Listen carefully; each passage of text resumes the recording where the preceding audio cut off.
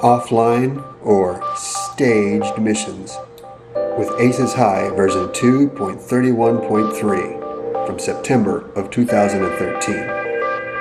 It's fun and instructive to fly offline or staged missions with Aces High. During the summer months of 2013, the online forums discussing the well-known Aces High online combat flight simulator have buzzed with discussions of problems handling offline missions. It is evident that many people have had trouble getting this highly regarded free flight simulator, which works splendidly online, to handle offline missions. As a result, people who are trying to decide whether to purchase an online subscription or who don't have an adequate internet connection are struggling to master the simulator. I have been enjoying offline missions throughout this period, and I've decided to help those that are struggling to do so. Accordingly, I've published full instructions on my website at askmrwizard.com in the Gaming section. You'll need to drill into and through the following links within the site. 1. From Gaming, select Flight Simulation. 2. From Welcome to Combat Flight Sim Movies, scroll down to the list of flight simulators and select Aces High. 3. From the Aces High section, scroll down to the bottom and select Offline Missions. 4.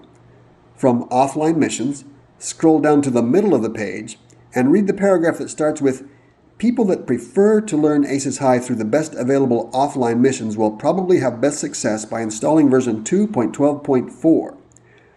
That paragraph has some good advice for you to consider. Version 2.12.4 works best with the largest selection of offline missions, and you may be better off installing that version as instructed there. 5. After reading that paragraph, if you still choose to use the latest, greatest Aces High version instead, then scroll all the way down toward the bottom of the page until you see the long list of offline missions that I have written. Select Pack Mix 01. That will take you to my Pacific Mix-Up mission page. Read through the mission description to get an idea of what it will do and to learn about the required Solomon Sea terrain map. 6.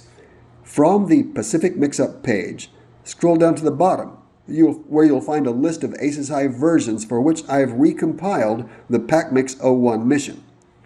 If you don't already have my Solomon Sea terrain, look for the link that says you can find the required terrain here and follow the instructions for downloading it. Then, return back to the bottom of my Pacific Mix-Up page. 7. From the bottom of the Pacific Mix-Up page, click on Pack Mix for AH 2.31.x. That's our current version now in September 2013. 8. Read and follow the detailed instructions on that page. You will need to locate the Aces High files and folders on your main hard disk drive. They are all together in a multi-level directory tree of folders somewhere on your hard disk drive. You will see several folders and files including aceshigh.exe. Among the folders that should be present, you will see misres and chconfig. 9. Beneath the misres folder, create a new folder named packmix. 10. Beneath the chconfig folder, create a new folder named Solomon Sea. 11. Return to the Pack Mix for AH 2.31.x page of my website.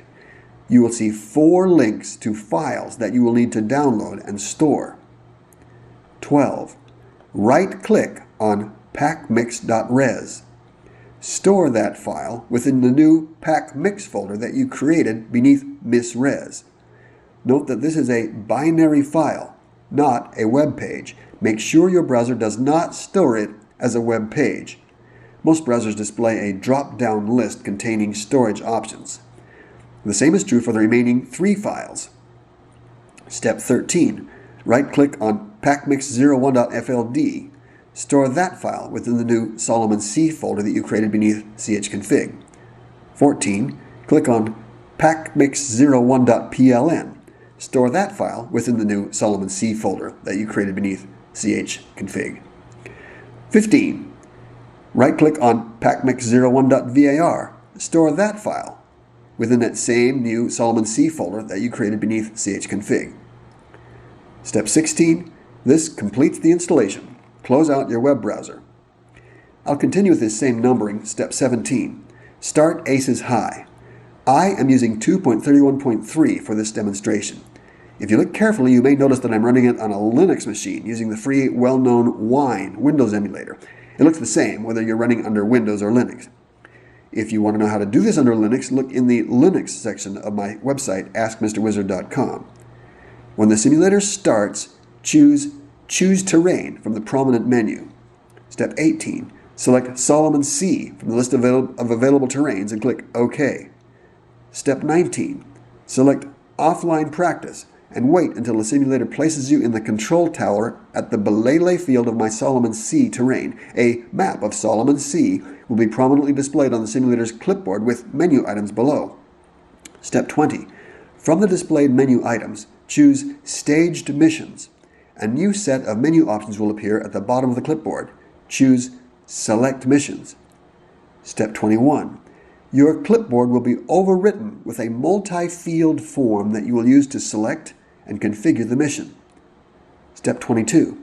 At the top of the form, look for a drop-down list named Group and click the downward pointing arrow at the right edge. A list of all staged missions that are available for this terrain will appear. Step 23. Select the desired mission. In this case, I selected pacmix 2124B. Step 24. Returning from the drop-down list. Configure the other mission details from the remaining drop-down lists. Mainly, you need to select Allies or Axis and choose an available flight from the corresponding side. I chose Allies and 2 Bish P-38s. Note that many different Allied planes are available in this mission from the Allied side, and that several pilots are flying each plane type. In my case, there are 4 P-38s. I chose number 2 because I want to follow the flight leader, and he's number 1. Accordingly, I plan to take my place as the second of 4 P-38s, and my flight leader will navigate and lead the group. Had I chosen 1 P-38s, then I would be the flight leader, responsible for navigating to the target, and the remaining 3 P-38s would follow me. Step 25. Once you are satisfied with the mission configuration options, click OK. You will be taken to the mission briefing room, and you will hear the mission instructions.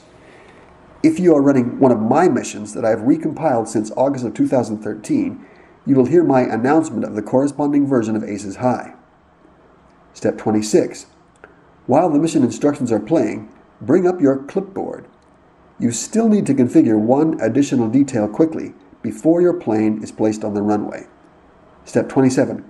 Quickly click through Options, Arena Setup, CM Tools, Arena Tables, and then select the configuration matching your mission. I chose pacmix01. A Load button will appear. Step 28. Click that new Load button. This will cause all of the airfields and planes to be configured for the Allied and Axis setup demanded by the mission. It's important that you finish this step before the briefing ends, or you may find your plane shot full of holes by ground gunners that weren't configured to your side of the conflict. Step 29. You will be returned to the briefing room. Just wait for the briefing to end. Step 30. You will be placed into your plane and the mission will commence. Fly the mission. Now, watch while I fly this mission. I'll narrate as I do so. My narration will be recorded on the left audio track, while the mission audio, as it was generated during the flight, will be recorded on the right audio track. I will pause the action from time to time as necessary to make sure my narration is clear.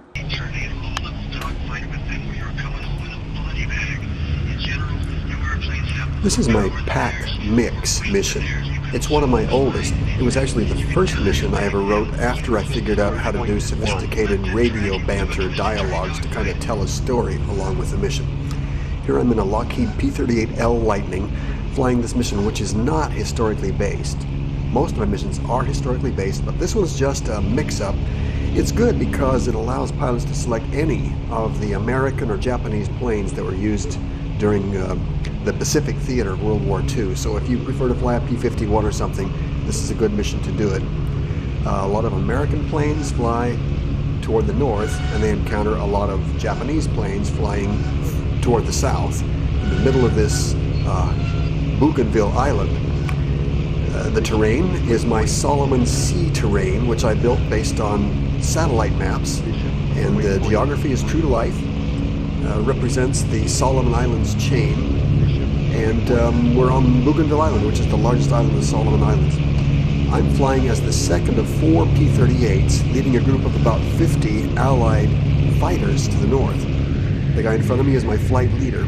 I chose to be number 2 in this flight so I could follow him and I won't have to do any navigating. He'll just lead me along. For beginners to this mission or any other mission, it's good to be the number 2 plane in a group, so you can just let the artificial intelligence pilot take the lead and follow him.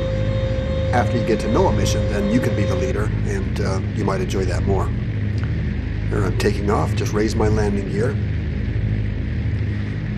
Behind us now, about, let's see, 2 more P-38s, and about 46 other Allied planes are coming in. Here I've throttled back to avoid overtaking flight lead. From time to time you'll hear waypoint announcements. That's a feature of my missions that are not generally on most, but I find it useful, especially as I'm planning the mission, to hear those waypoint announcements. And as a mission designer, it's very helpful for me to have those waypoint announcements come in so I can get the timing right for all my messages.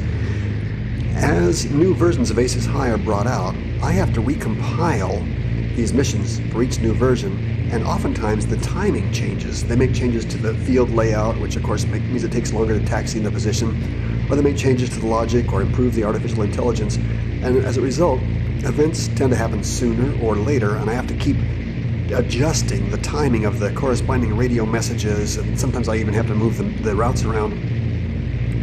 So these announcements of waypoints are very handy for me as I recompile my missions, so it's easier for me to recompile for the various new versions of Aces High than it might be for other authors who don't have those waypoint announcements. Sometimes I wish it wasn't necessary to recompile for each version, and I can't always keep up with the workload on it. Having published about 15 missions and having to recompile all of them 4 or 5 times a year is rather tedious, and so I don't always keep up with it. If you go to my website and download a mission, just try to match up the version number as well as you can. Use the version that I've published that best matches the version of Aces High that you're using, and you got a pretty good chance it's going to work. I always create my missions first for old Aces High version 1.12.4, which is a great old version. I like it a lot, and it's stable, and that's the version I use when I write all my missions. If you happen to have that version, which is widely available on the internet, then all my missions will work for you very well. Now we're moving to the north. We're about in the middle of the distance between the 2 airfields involved, and I hear some radio banter where the AI is discussing the mission. And we just got the call to switch radios to mission channel. We're approaching the bad guys. We're going into Indian territory now. Okay, everybody, arm your guns, set up your gun sights, and get into combat formation. I have my controls mapped to use a very sophisticated programmable keyboard. It's a point-of-sale keyboard designed for use with retailers, like a cash register. But because it's not terribly expensive and very, very flexible, I can make a really powerful cockpit out of it, and I'm just punching simple buttons on my keyboard to do all this changing the views or activating radios, moving to internal view, external view. Of course, a lot of stuff is also mapped to my joystick. There I can see the bad guys down there. You probably can't see those on this movie because of the resolution problem, but they're little black dots. They're tiny little black dots there. Now we're close enough to be an icon range, and we see some red labels over them. Now, in this case, the artificial intelligence pilots, the planes on my side, have decided to dive in. They're more aggressive now with this latest version of Aces High than they used to be. With prior versions, they used to just follow me and not dive in until later. Notice behind me a lot more allies. They'll be diving in too. I like to fly to the end of this formation of enemy aircraft and start attacking them from the rear forward. I find just working my way from the rear forward allows me to get a lot more victories, and also I can keep my speed up. I don't have to turn to go after an individual guy. There's always somebody in front of me, and I can just kind of blast through the length of it, keeping my speed at a very high level. That keeps me safer. So I like to do that. You'll see me here. I kind of line up on the last group of Zeeks and then work my way forward through the crowd and get several kills on my first pass through the entire length. Inasmuch as there are about 50 enemy aircraft here in this group, the pickings are good.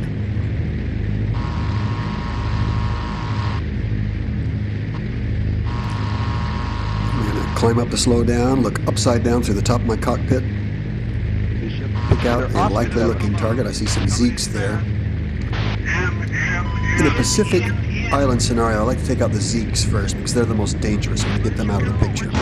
So here I'm lining up my Zeke. I couldn't get my hands to hold really smooth control this time. It's a little shakier than I like, but there's one Zeke there. We ended up damaging this guy. Did not hurt him very badly.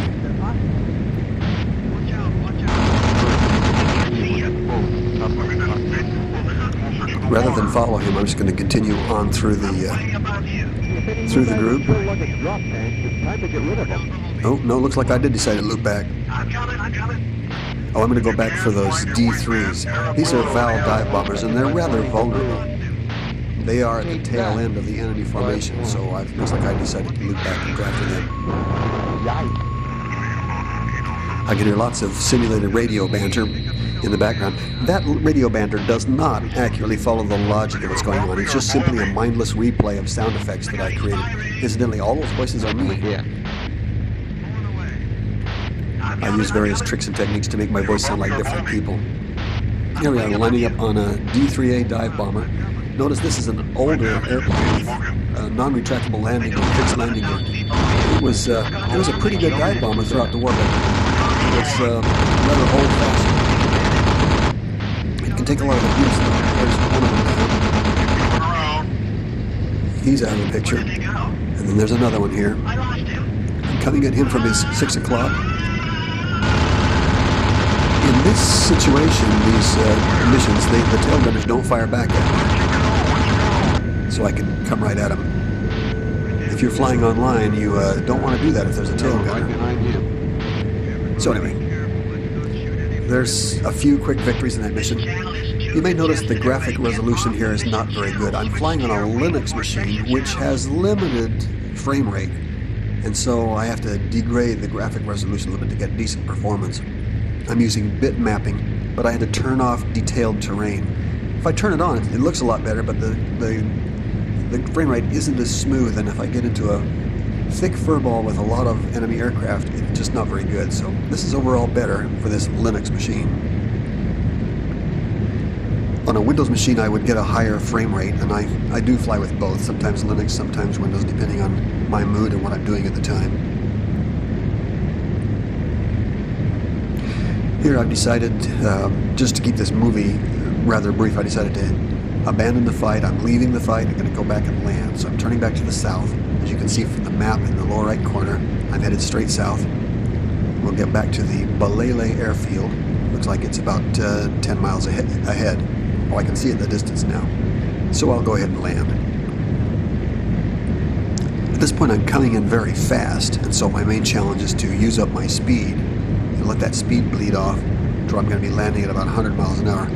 It looks like I'm going 400 miles an hour right now, so I need to slow down.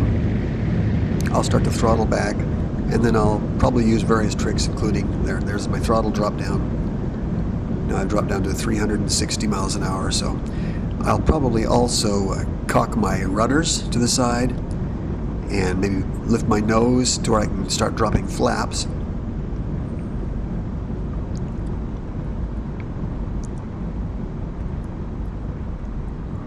Oh, that may not be necessary. My speed is bleeding off nicely. Fairly soon I'll stop. Yeah, there I go. Slowing down enough to drop flaps now. When I get under 250 miles an hour, I can drop some flaps. There they come down. 2 levels, 3 levels of flaps, 4 levels of flaps. 11. Cocking my rudder, kind of crabbing toward the airstrip, dropping my landing gear to slow down. Finally, my last level of flaps, I'm flying real slow now. I like to land slow and easy. You can see those big old flaps down now. Approaching nicely onto the runway. Even with these primitive graphics, the ground looks great down low. And we'll squeak it on here.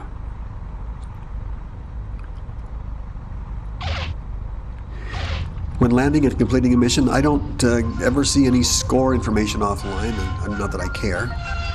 Here I'm applying brakes, you can hear them squeaking. And when I'm done, I complete this exactly the same way as you complete an online flight. I can do it from my clipboard by just saying end sortie, or I can send a radio message /.ef would end the flight. I decided to turn off my engines one at a time. A little drama there. And that is how we do that. That's how you find and download an offline mission. The only one I've got converted for the latest version of Aces High at this point is this one, Pack Mix. There you go. Others will come.